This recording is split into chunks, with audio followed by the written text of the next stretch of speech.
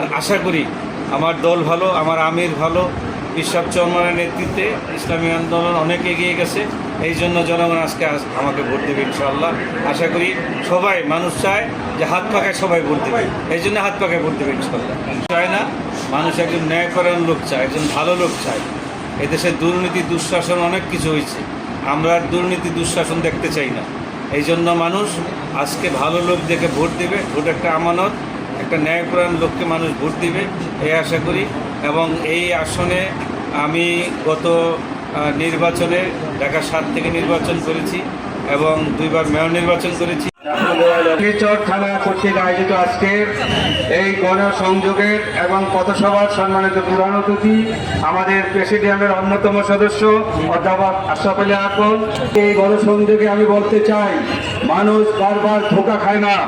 মানুষ কিন্তু অনেক চেষ্টা করেছে, একটি ভোট দিতে পারে না, ঠিক কিনা? এবার মানুষ কেন ভোট দিবে আমাকে?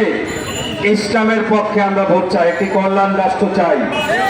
ভোটের আগে অনেকেই কিন্তু টুপি মাথায় দেয়, পরে ভোটের পরে কিন্তু পাশ করলে আর টুপি মাথায় থাকে না। আমাদের মাথায় পাঞ্জাবি আর আমাদের মাথায় টুপি থাকে সব সময়, আমাদের গায়ে লম্বা জামা থাকে। আমরা মানুষের খেদমত করতে চাই, আমরা এমপি মন্ত্রী হতে চাই না, আমরা এই এলাকাবাসীর সাধারণের খাদেম হয়ে খেদমত করতে চাই। এবার আর এই দুর্নীতি থাকবে না, দুঃশাসন থাকবে না। মানুষের জনকল্যাণ, একটি কল্যাণ রাষ্ট্র ইসলামী আন্দোলন বাংলাদেশ চায়।